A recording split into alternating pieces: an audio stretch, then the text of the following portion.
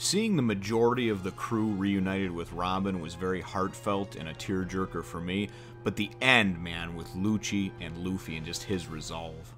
One Piece, Chapter 424, Escape Ship. Well, hello, my brothers and sisters of the Nerd Nation.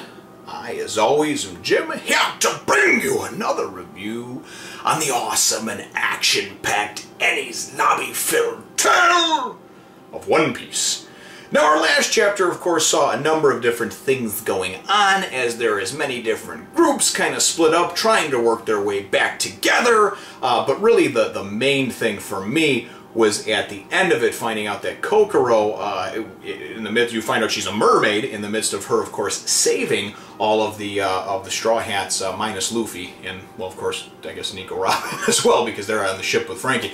But anyway, that's how the chapter left off. The chapter winds up picking up right over here. It's actually pretty cool. We wind up seeing Frankie and Nico Robin have taken over the escort ship that the Navy had, right? So, you know, took out all the Marines or whatever that were on there, and they now have a ship.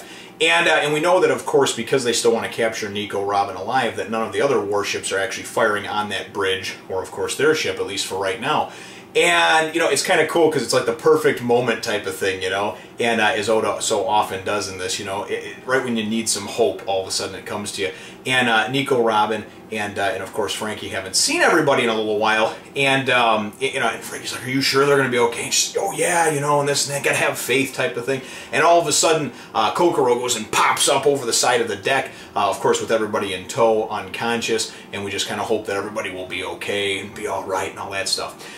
We're taken away from that action for a minute to go and see all the rest of the dock workers, you know, Paulie and Lulu and Tilestone, and then of course the giants Kashi and Oimo and everybody else of the Frankie family that were trying to go and escape from the courthouse to get back to the gate at Enies Lobby, hoping that they'd be able to board the sea train or some sort of vessel to get the fuck out of here before Enies Lobby is burned to the ground, right?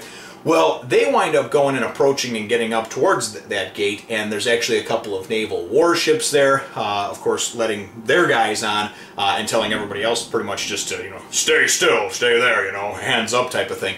So they're pretty much screwed, right? We're taken away from that action for a bit to go back to really the whole middle of the chapter. Is it's pretty cool. It's kind of like the reunion of everybody of sorts. Robin has been gone now for, I don't know, 100 chapters or something like that, and nobody other than Frankie has had any really direct contact with her. I mean, briefly Sniper King, briefly Sanji, you know, on the sea train, but for the most part, everybody's just been fighting towards, I mean, think about it, 50 people wound up taking on 10,000 in Enies Lobby. You know, Luffy had Sniper King shoot down the world government flag and basically said, "Fuck you," and declared war on the world government, all to get his homie Nico Robin back, right? So definitely very touching with that, and it was kind of cool because as everybody starts kind of waking up, you know, they only ingested a little bit of water, Kokoro said, because they're already half dead. As they start getting up, everybody's like, "Robin, Robin!" Oh, you can hear the storm outside. Anyway, we'll be dealing with that for the rest of the video now. Can't control the weather, unfortunately, but at least not yet.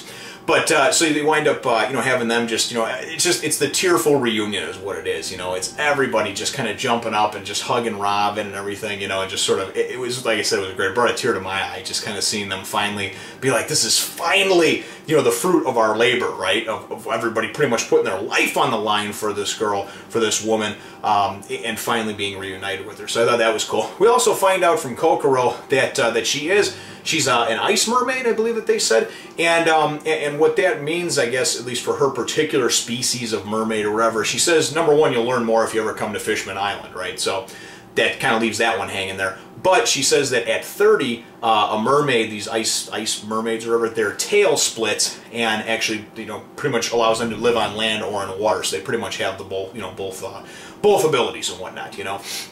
And then there's just some funny banter with Sanji and stuff, you know, and talking about Sanji and Sniper King are talking about, "Oh yeah, I heard a cat's tail splits too when they're 100 years old and they become a monster," you know, all this real funny shit. So nonetheless, so like I said, the whole meat and potatoes of it for me, the middle of the chapter, was really just kind of the warm, heartfelt reunion. We wind up seeing, it winds up kind of going back to the front gate over there at Enies Lobby, and everybody's getting fired upon. Paulie goes to pick up a transponder snail. Basically, it's looking pretty grim for the rest of the guys that came there to kind of lay down their lives in service of course, rescuing Frankie and helping to rescue Nico Robin. And you wind up seeing them, it looks like, as the warships start firing on them in that front gate, it looks like they're all kind of getting blown over the edge, maybe into the water. We're just hoping that somehow or another, they're going to wind up being saved by someone. I don't know who, but at this point, you know, it's anybody's guess. So, the end of the chapter, though, which was cool, in just a couple of pages, it's Luffy and Lucci, right? And they're going and they're just face to face, you know, and you just got this great stoic looking picture of them and everything.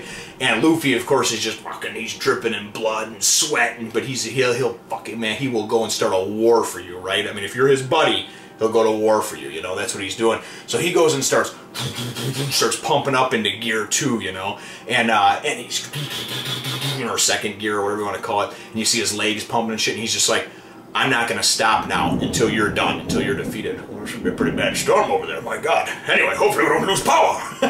But nonetheless, though, that's the end of the chapter. Is him, and then Lucci is kind of just like, are you fucking kidding me? He's like, you're killing yourself when you do that, right? When you go into the second gear, you're killing yourself, you know, or gear second or whatever. You're actually taking your life away, right? I look at it like that's probably the end of your life that you're taking away, and that's probably like the adult diaper wearing, like living in a nursing home, you know, having, you know, pissing and shitting yourself and having people wipe your ass. It's those fucking years, right? And you know what? You can keep those years. I don't want them. And I think that's what Luffy's saying too. He's like, listen, I don't know what's going to happen, but here's the bottom line. I'm not stopping until you're done, until you're defeated, until I have put you down, you know? So that's really what I liked about, obviously, about that ending to the chapter, very climactic ending and what have you. So, but that leads into, that's where the chapter ends off. And my chapter question for you, brothers and sisters, is ultimately, what were your thoughts on just kind of the reuniting of Robin and the other crew members, you know? For me, it was very cool, it was very heartfelt, very touching, and honestly kind of the center focal point of the chapter. There was many other things going on, but there was only a page or two here or there, whereas this was kind of the focus of this chapter, and then of course getting a little bit of a background on Kokoro and the mermaid stuff, which I thought was pretty cool as well. But let me know what your thoughts are, brothers and sisters, in the comments down below. Feel free to hit the thumbs up, the like button if you should think that I deserve it, and subscribe if you haven't done so already. We will look forward to catching all of you in the next one, Nation. What? As always, Nation, thank you for watching.